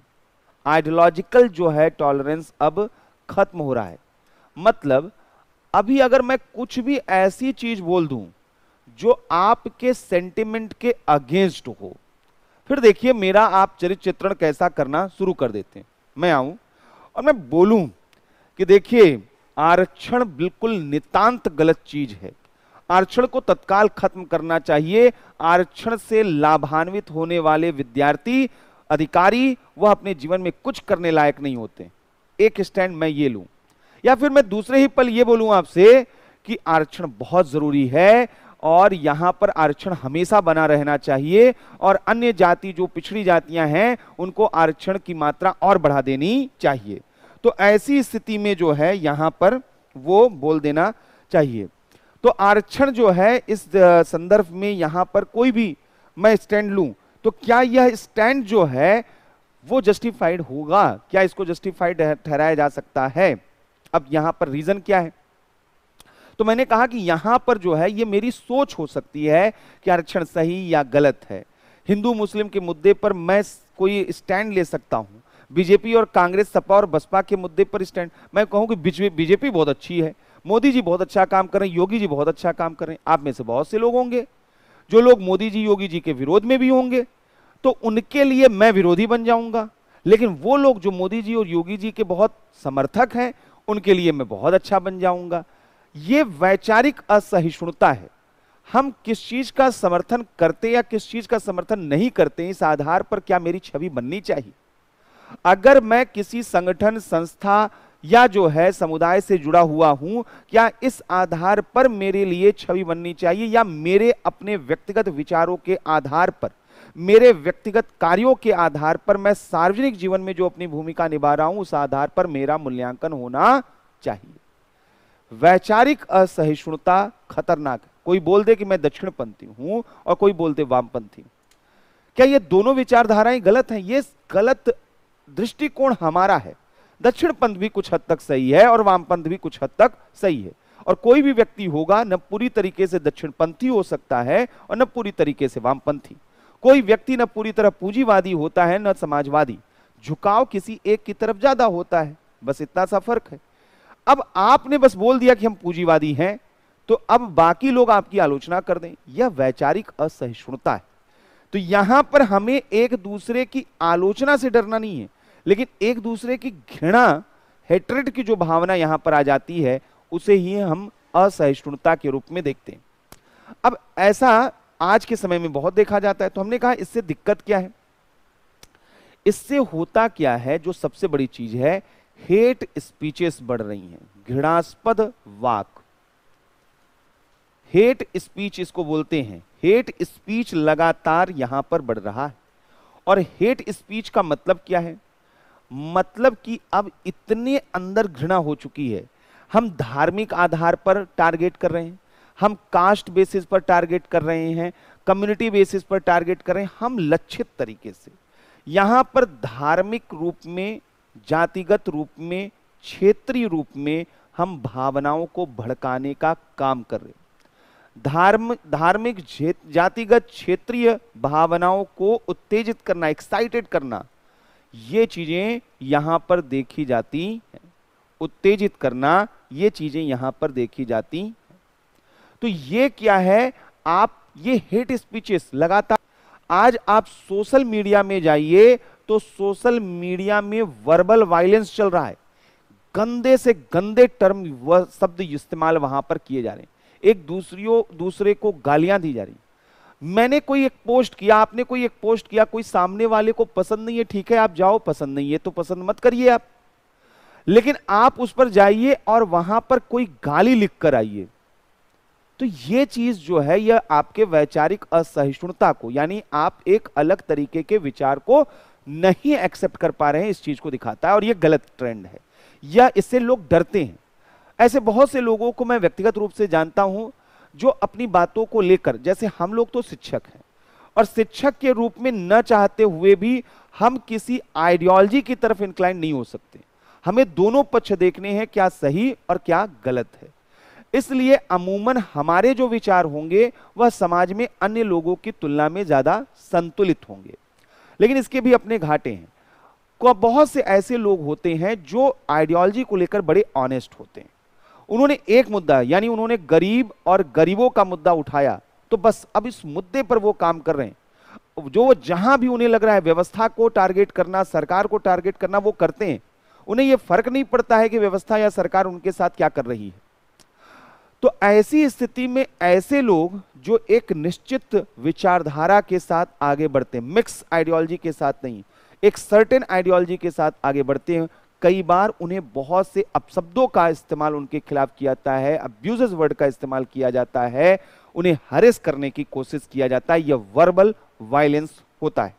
तो सोशल मीडिया में शाब्दिक हिंसा यहां पर देखी जाती, यहां वर्बल वायलेंस यहां पर देखा जाता है। ये सब थ्रेट बढ़ रहे हैं, ये freedom of speech and expression के सामने खतरे हैं। हम अपनी बातें कैसे रख पाएंगे अगर कोई हेट स्पीच के जरिए हमें चुप करा दे? हम कैसे यहां पर अपनी बातें रख पाएंगे जब सोशल मीडिया में वर्बल वायलेंस यहां पर होंगे? और सबसे बड़ी चीज क्या है, आज फ्रीडम ऑफ जो स्पीच एंड एक्सप्रेशन है, वहां पर एक और बड़ा जो प्रॉब्लम आ रहा है, जो देखा जा रहा है, वो ये देखा जा रहा है कि आज अलग अलग तरीके के लोग हमारे लाइफ में क्या है, एंट्री कर रहे हैं। तो आज जो है यहां पर देखा जा रहा है कि हमारे चीजों को यहां पर साइबर क्राइम के माध्यम से वो मैनिपुलेट कर दिया जाता है। इन वजहों से भी कई बार हम जो है वह freedom of speech and expression जो है फ्रीली नहीं दे पाते हैं, डर के वहां पर देते हैं। तो यहां पर जो है नवीन खतरे जो हैं भी आ रहे हैं, जैसे यहां पर देखा जा रहा है नवीन खतरों में जो है साइबर क्राइम, साइबर अपराध जिसे हम कहते हैं, और एक और बड़ी समस्या आ रही है इस समाज में, हम साइकोलॉजिकल प्रॉब्लम है ये बहुत बड़ा मनोवैज्ञानिक समस्या यहां पर बनता जा रहा है। आज हम वर्चुअल वर्ल्ड में रहते हैं और वर्चुअल वर्ल्ड हमें रियल वर्ल्ड से ज्यादा नजदीक दिला दिया है। आप अपने आसपास किसी को भी उठाकर देखिए, 10 सालों में जीवन बदल के रख गया है। हर कोई व्यक्ति न चाहते हुए मोबाइल के साथ उलझा हुआ है। कोई भी व्यक्ति जो है मोबाइल रखकर आधे घंटे कंसंट्रेट होकर केवल ये अपने को कोशिश कर ले कि मुझे आधे घंटे अपने हाथ में मोबाइल नहीं लेना है। आज के समय में यही सबसे बड़ी चुनौती है। यह जो जनरेशन हमारा अब चल रहा है, यह एडिक्शन का जनरेशन है। कोशिश करके देखिए कि आप जो मोबाइल है उसके साथ एक अगर सबके साथ बैठे हैं और थोड़ी दूरी बनाकर बैठिए। आप मोबाइल के बिना नहीं रह सकते हैं। मोबाइल वह एडिक्शन का लेवल वहां पर बनता जा रहा है। अगर दबूल ने मोबाइल उठा के रख दिया कि हम मोबाइल नहीं देखेंगे, ठीक है, ऐसा नहीं है। जो काम की जरूरत है वो देखना चाहिए। तो आज एडिक्शन का जो है ये लेवल इस तरीके से बढ़ रहा है जो मोबाइल के स्तर पर देखा जा रहा है। इससे होता क्या है कि आप वर्चुअल लाइफ में यानी सोशल मीडिया में वह अपने आप को इस तरीके से प्रेजेंट करते हैं, आपके अंदर एक आइडेंटिटी क्राइसिस चल रही। अधिकांश लोग पहचान के संकट से गुजर रहे हैं। लोगों को लगता है कि लाइक्स मिले, कमेंट्स मिले, लोग हमें अप्रिशिएट करें, फिल्टर लगा के फोटो डालना ये गलत नहीं है। सवाल इस चीज का है कि ये एक समय के बाद ये चीजें आप अपने को अच्छा दिखा रहे हैं, ये प्रॉब्लम नहीं है। प्रॉब्लम ये है कि ये आपके लिए धीरे धीरे एक साइकोलॉजिकल डिप्रेशन की वजह बनती जाती है, ये ऑब्सेशन की वजह बनती जाती है कि लोग हमें लाइक क्यों नहीं करते हैं, लोग हमारे पोस्ट पर कमेंट क्यों नहीं करते हैं। और आप ऐसे में ऐसे कई एक्सपेरिमेंट करते जाते हैं जिससे आपकी पूरी पर्सनैलिटी डाइल्यूट होती जाती है, गिरती हुई जाती है, और वहां पर आप एक अलग तरीके के डिप्रेसिंग एनवायरनमेंट में एंट्री कर जाते हैं।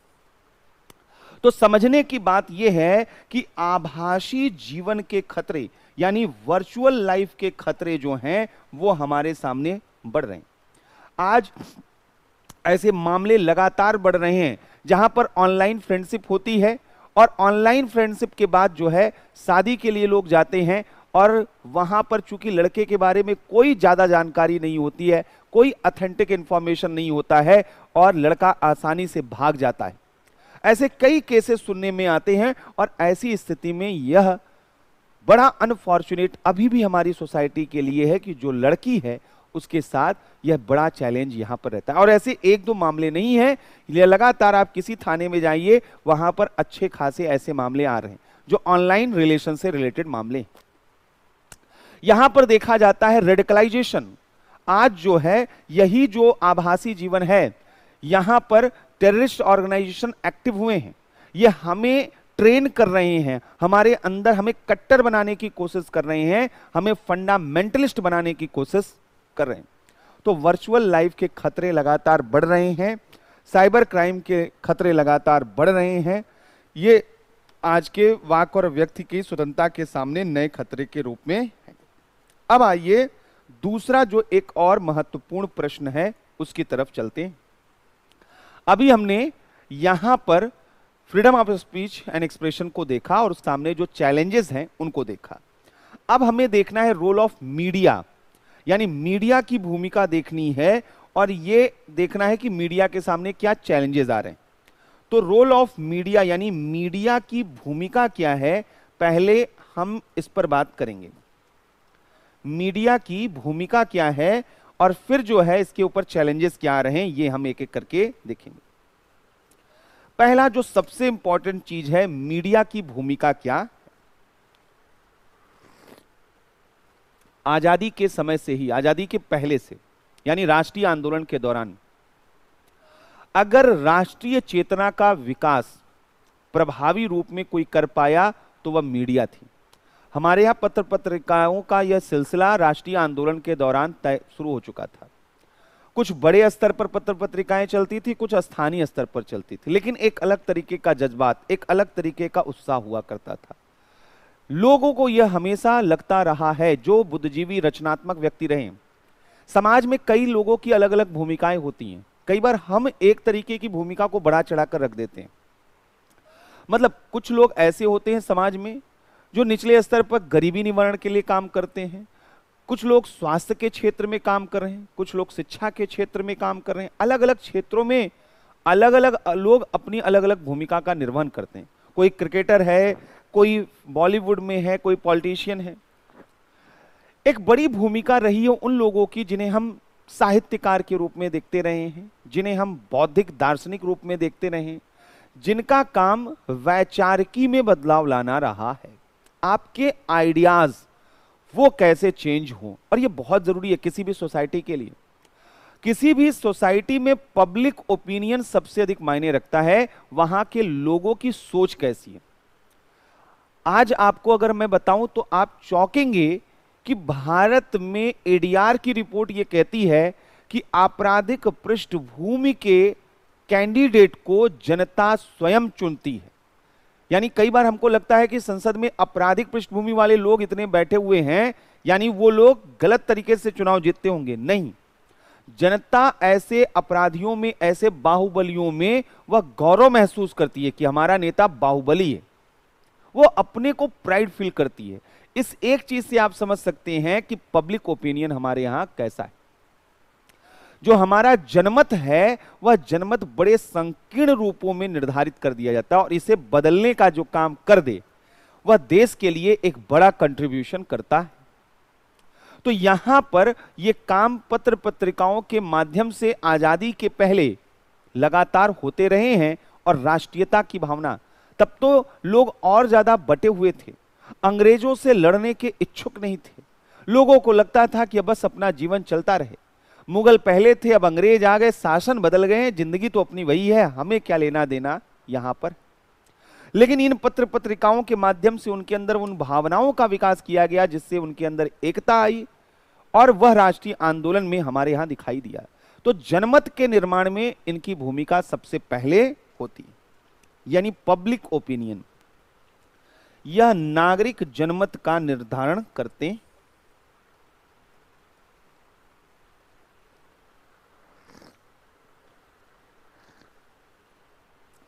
आज भी ये लोग यहां पर ये काम करते हैं। अगर यूरोप में, अमेरिका में आप जाएंगे तो वहां पर एक शब्द इस्तेमाल किया जाता है, CNN इफेक्ट। CNN इफेक्ट का मतलब क्या है? देश में कौन सा मुद्दा आज जरूरी है, ये कौन डिसाइड करेगा? राजनेता, सेलिब्रिटी, शिक्षक, विचारक, मीडिया। तो आज का एजेंडा डिसाइड कौन करेगा? ये डिसाइड करेगा मीडिया। तो यह एजेंडा जो है डिसाइड करता है, यही देश का एजेंडा निर्धारक होता है। एजेंडे का निर्धारक, यह देश का एजेंडा क्या होगा उसका निर्धारक यहां पर होगा, क्योंकि यह 24/7 जो है सूचनाएं उपलब्ध कराता है, और एक खास किस्म की सूचनाओं के जरिए वह एजेंडा सेट कर देता है। यही एजेंडा यहां पर चलेगा, इसके अलावा कुछ नहीं चलेगा। ऐसे में अगर वह चाहे तो गरीबी, बेरोजगारी, करप्शन, इनको सबसे बड़ा एजेंडा बना सकता है। और अगर इनको एजेंडा यहां पर बनाता है तो सरकारों के लिए इसे अवॉइड कर पाना नियर टू इम्पॉसिबल होता है। ये CNN इफेक्ट जो होते हैं, इनको यहां पर निर्भया केस आया, ये मीडिया थी जिसने इस मुद्दे को इतना बड़ा हाईलाइट कर दिया, मुद्दा सरकार को तत्काल वहां पर कार्यवाही करने के लिए विवश कर दिया। अलग अलग मामले आए जहां जहां पर मीडिया ने उसको ज्यादा कवरेज दिया है, जहां पर उस पर काम किया ज्यादा किया है, सरकारों को उस पर काम करना ही पड़ता है। तो इस मीडिया का काम दो तरीके से होता है। एक तो वह जवाबदेह सरकार बनाती है, एक तरफ वह रिस्पॉन्सिबल गवर्नमेंट को लेकर आती है, और दूसरी तरफ नागरिकों की जो शासन में सक्रिय सहभागिता है उसको इंश्योर करती। एक्टिव पार्टिसिपेशन ऑफ सिटीजन, यह इंश्योर करती है नागरिकों की शासन में सक्रिय सहभागिता।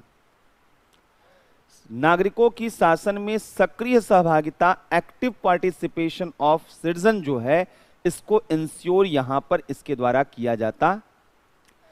इसीलिए बोला जाता है कि ये जो हमारा यहां पर मीडिया है, इसका काम क्या है? पब्लिक ओपिनियन बनाना। यह जनमत का निर्माण करती है। मीडिया जनमत का निर्माण कैसे करती है? जब वह सूचनाओं को, वाद विवाद, बहस सबको लेकर आती। तो मीडिया के माध्यम से एक पब्लिक डिबेट स्टार्ट होता है, गरीबी पर, कोरोना पर, किसी भी मुद्दे पर पब्लिक डिबेट मीडिया के द्वारा शुरू होता है। और जब अगर किसी कंट्री में डिबेट कल्चर स्टार्ट हो जाए नेशनल इंटरनेशनल इश्यूज पर, तो ऐसी डेमोक्रेसी को डेलिब्रेटिव डेमोक्रेसी यानी परिचर्चात्मक लोकतंत्र कहते हैं। डेलिब्रेटिव डेमोक्रेसी, जहां पर सड़क से लेकर संसद तक, from road to parliament debate और डिस्कशन होते हैं हेल्दी तरीके से, और उसी आधार पर गवर्नमेंट रिएक्ट करती है। तो यहां पर यह डेलिब्रेटिव डेमोक्रेसी का आधार रखता है। कौन? मीडिया परिचर्चात्मक लोकतंत्र का आधार रखती है, यह बेस रखती है, फाउंडेशन रखती है डेलिब्रेटिव डेमोक्रेसी का मीडिया। तो इस लिहाज से इसका पहला सबसे बड़ा रोल है पब्लिक ओपिनियन को ड्रॉ करना और डेलिब्रेटिव डेमोक्रेसी इस तरीके से लेकर आना।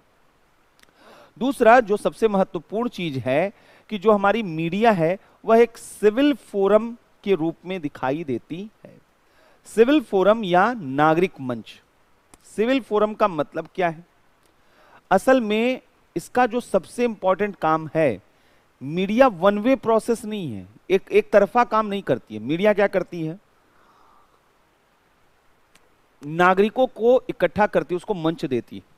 एक तरफ तो वह सरकार की नीतियों को आप तक पहुंचाती है कि गवर्नमेंट ये पॉलिसी बना रही है, मंत्री जी आप बताइए सरकार क्या कर रही है।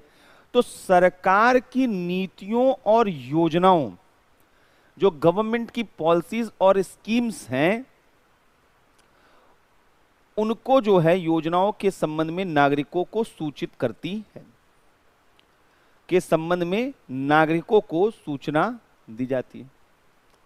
यानी यह सिटीजन को इन्फॉर्म करती है मीडिया गवर्नमेंट की पॉलिसी और स्कीम्स के कॉन्टेक्स्ट में, नागरिकों को सूचना देने का काम करती है। और एक तरफ उनको देती है, फिर नागरिकों के पास जाती है। अच्छा ये बताइए, जनधन योजना से कोई लाभ हुआ? उज्ज्वला योजना से कोई लाभ हुआ? उनकी जो भी शिकायतें या उनके जो भी सुझाव होते वो कहां तक ले जाती है? सरकार तक ले जाती है। तो नागरिकों की शिकायतों या मांग को, सिटीजन ग्रीवेंसेस जो हैं, नागरिकों की शिकायतें या मांग को सरकार तक ले जाने का काम करती है। कौन? मीडिया। तो ऐसे में यह एक ब्रिज का काम करती है। मीडिया क्या है? वह एक ब्रिज इंस्टीट्यूशन है। ब्रिज यानी सेतु है, किसके बीच में? गवर्नमेंट और सिटीजन के बीच में। सरकार और नागरिकों के बीच सेतु का काम कौन करती है? वह मीडिया करती है, दोनों को एक दूसरे के नजदीक लाती है। इसलिए बोला जाता है कि अगर ऐसा मीडिया करती है तो यह मीडिया का रोल पार्टिसिपेटरी डेमोक्रेसी को बढ़ाने के लिए महत्वपूर्ण होता है। नागरिकों की सहभागिता जो है यहां सुनिश्चित होती है। तो यह डेलिब्रेटिव डेमोक्रेसी लेकर आता है, यह पार्टिसिपेटिव डेमोक्रेसी, सहभागी लोकतंत्र का आधार रखता है, जहां नागरिक वह मीडिया के जरिए अपनी मांग, अपनी शिकायतें सरकार तक पहुंचाते हैं। तीसरा, यह एक विजिलेंस करने वाला, ये वॉचडॉग है। Media as a watchdog. ये क्या है? वॉचडॉग। वॉचडॉग यानी निगरानी करने वाली संस्था। निगरानी किस चीज की करती है? कहीं पे कोई करप्शन हुआ, कौन पहले पहुंच गया? मीडिया पहुंच गई। क्राइम हुआ, कौन पहुंच गया? मीडिया पहुंच गई। तो यह निगरानी करने वाली संस्था है, यह वॉचडॉग है, यह निगरानी करने वाली संस्था है। यह अपराधों का खुलासा करती है, भ्रष्टाचार का खुलासा करती है। इन सब को जो है सार्वजनिक यानी पब्लिकली डिस्क्लोज करने का काम जो है इसका होता है। हम देख सकते हैं कि विमेन मूवमेंट जो हमारे यहाँ हुए, corruption against anti corruption movement जो हुए, ये सब में मीडिया का एक बड़ा रोल यहां पर रहा है। और आज वर्तमान में अगर देखें तो आज ट्रेडिशनल मीडिया के साथ साथ जो न्यू मीडिया है, जिसे हम सोशल मीडिया कहते हैं, एक नया जर्नलिज्म स्टार्ट हुआ है। अगर आपको जो है आज तक, जी न्यूज, एनडीटीवी, जितने भी न्यूज चैनल उसमें काम नहीं मिल रहा है तो कोई दिक्कत नहीं है। आपको बस जो है वीडियो एडिट वगैरह करने आता हो, एक माइक उठाइए और लोगों के पास चले जाइए कि अच्छा आप बताइए, हम हैं आपकी आवाज टीवी से, तो देश भर में सबसे अधिक सुना जाने वाला आपका आवाज। तो अब सवाल यह है कि ये डिसेंट्रलाइज्ड फॉर्म ऑफ जर्नलिज्म है, इसकी अपनी समस्याएं हैं और इसकी अपनी अच्छाइयां हैं। अभी हम अच्छाइयों की बात कर रहे हैं, समस्याओं की बात होती। तो ट्रेडिशनल जो यहां पर मीडिया है, परंपरागत मीडिया के साथ सोशल मीडिया द्वारा, परंपरागत मीडिया के साथ सोशल मीडिया द्वारा जर्नलिज्म का डिसेंट्रलाइजेशन हो रहा है, पत्रकारिता का विकेंद्रीकरण यहां पर देखा जा रहा, डिसेंट्रलाइजेशन यहां पर देखा जा रहा। ये जो विकेंद्रीकरण है, ये डिसेंट्रलाइजेशन है, ये कैसे देखा जाता है? ये विकेंद्रीकरण या डिसेंट्रलाइजेशन, आप देखिए आज क्या है, एक दरोगा साहब कहीं पर किसी को थप्पड़ मारते हुए दिखे, एक वीडियो बन गया, वीडियो वायरल हो गया। अब दरोगा साहब शर्मिंदा, पहले तो दरोगा साहब किसी को भी मारते पीटते थे, कोई फर्क नहीं पड़ता था, उन्हें लगता था कि यहां पर कुछ भी किया जा सकता है सामने वाले के साथ। लेकिन आज ये चीजें बदल रही हैं। और ये चीजें क्यों बदल रही हैं?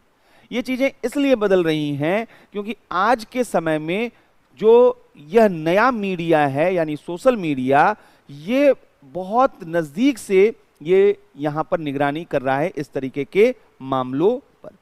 तो यहां पर एक बड़ा रोल मीडिया का इस रूप में दिखाई दे रहा है। जो सबसे बड़ा रोल मीडिया का है वो क्या है? मीडिया ने उन निगलेक्टेड लोगों की आवाज को बनने का काम किया है जो कभी मेन स्ट्रीम में सुने नहीं जाते। मीडिया जो है वह उन वंचित लोगों की आवाज बनने का काम करती है कई बार। अब इसमें जरूरी नहीं है कि सारी मीडिया, हमने कहा मीडिया का रोल ये हो सकता है, मीडिया अगर करना चाहे, अगर आपको यह विजिबल नहीं होता है तो इसका मतलब यह है कि वो काम नहीं कर रही है, तो उसकी आलोचना हो जाएगी। तो जो निगलेक्टेड और वीकर सेक्शन ऑफ सोसाइटी है, उपेक्षित और कमजोर वर्गों की आवाज है, निगलेक्टेड और जो वीकर सेक्शन ऑफ सोसाइटी की आवाज है, वह मीडिया के थ्रू यहां पर सुनाई देती है। चाहे वो महिलाएं हों, चाहे माइनॉरिटीज हों, चाहे शेड्यूल कास्ट हों, चाहे शेड्यूल ट्राइब्स हों, इनकी आवाज यहां पर वह मीडिया के द्वारा सुनाई देती है। तो ये तो थी मीडिया की जो रोल है। अब इसके आगे हम लोग कल देखेंगे कि मीडिया जो है वह उसके सामने क्या चैलेंजेस है, क्या मुद्दे हैं, वो कल हम लोग देखेंगे। कल 11:30 तक क्लास रहेगी, मतलब कल हम लोग थोड़ा लंबी क्लास लेंगे, कल से थोड़ी लंबी क्लास लेंगे, आधे घंटे। तो कल से हम लोग इस पर देखते हैं। Thank you.